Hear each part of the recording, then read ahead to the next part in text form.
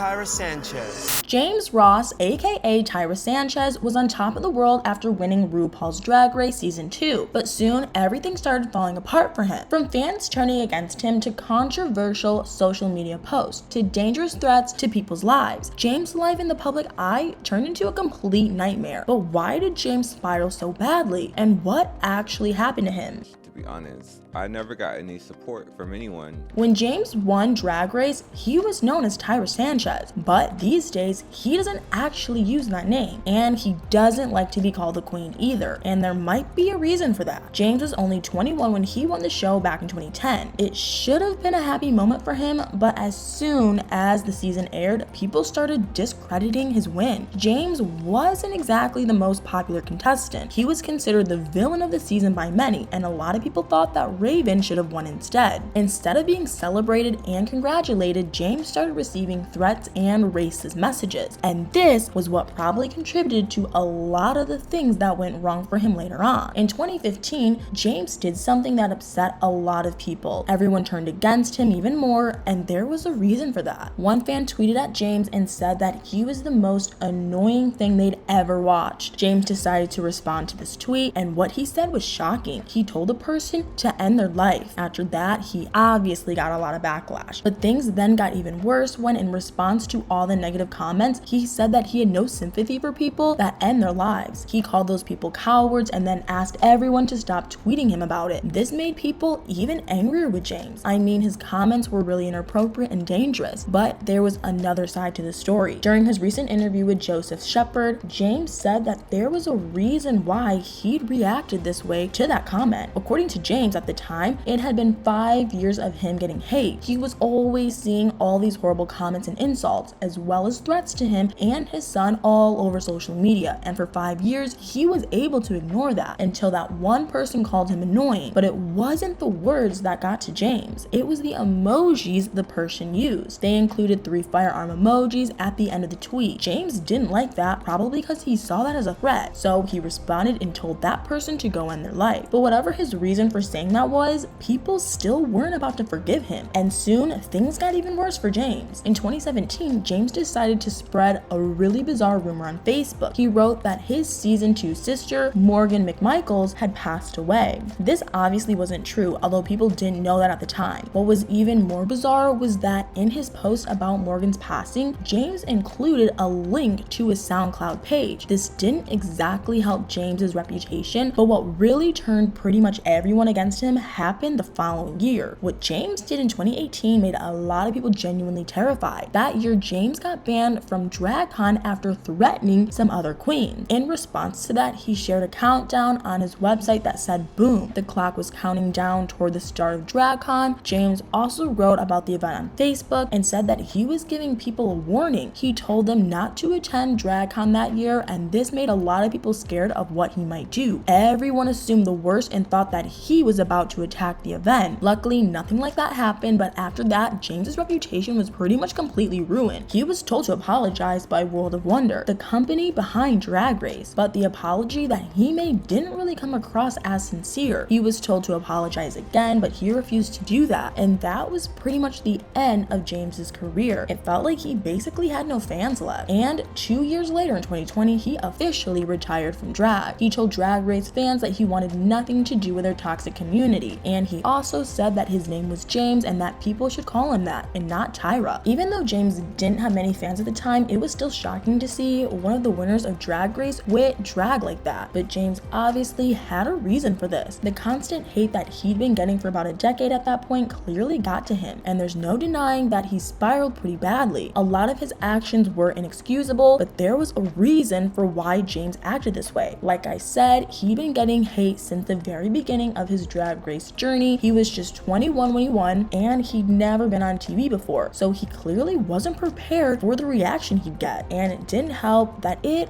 wasn't just the fans that were against him. It seemed like their production company didn't really have much time for James either. But worst of all, Michelle Visage herself was also against James, or at least against his win, and she wasn't afraid to tell people that. These days, Michelle is a huge part of the Drag Race world. The show wouldn't be the same without her, but back when James won, Michelle was still new to the franchise. She only became a judge in season 3, which means that she wasn't there when James was competing, but that didn't stop her from forming her own opinion on what should have happened. Wherever she went, she openly criticized RuPaul's decision to crown James. Michelle kept saying that had she been there, she would have pushed for Raven to win the crown. Obviously, this was her opinion and she was entitled to it, but as a new judge and someone representing the franchise, it just wasn't a good look for her to be doing all this. In the end, it just turned even more people against James. Everyone started saying that Raven was robbed. No one was on James's side, and he just kept getting treated horribly by everyone around him. Things got especially bad for DragCon 2017. This was a year before James's threat. James and the rest of the season 2 cast were doing a panel together. Obviously, James was the winner of the season, so he should have been the face of the panel, but instead, he was sat at the very end of the table. But that wasn't even the worst part, because before the panel, James was told that Raven wouldn't be coming, but then just a couple of minutes into the panel, the door opened, Raven made her big entrance, and then she was sat at the center of the table. She got treated like the star of the show. And then, when one fan asked her if she thought she'd been robbed, she just openly said yes, while James was there, sitting at the very end of the table, with everyone cheering for Raven's answer. This was apparently when James realized that no one actually cared about him. He was getting attacked yet again, but no one seemed to notice. James felt like he was being set up to look a certain way, and that really was his breaking point. Obviously, this doesn't really excuse what happened a year later, but it's clear that all this horrible treatment had a huge impact on him. He wasn't just the villain in the fans' eyes. The production company that crowned him seemingly didn't care about him either. They always promoted queens like Raven and Jujubee instead of him, and they seemingly supported the whole Raven was robbed narrative. It's no wonder that eventually James snapped and decided to quit drag. Still, just recently, he actually made a comeback. His Joseph Shepard interview helped people to see his point of view, but even though some people now seem to be on James's side, not everyone is convinced. It's clear that James went through a lot at a fairly young age, but does that excuse all of his actions? His downward spiral was difficult to watch. Hopefully that part of his life is over now and he can move on, but at the same time, it would be understandable if not everyone was able to move on. Also, just because James seems to be doing better these days